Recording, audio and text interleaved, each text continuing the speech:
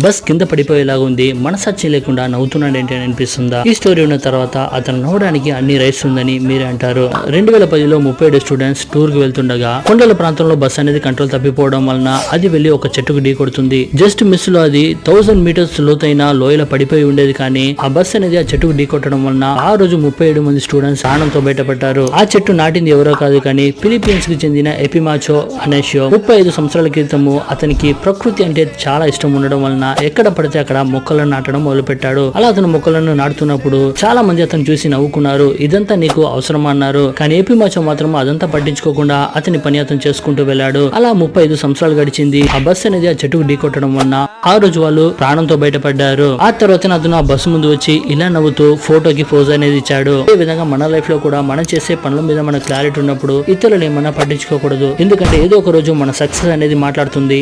ఆ రోజు మనము మాట్లాడాల్సిన అవసరం ఉండదు.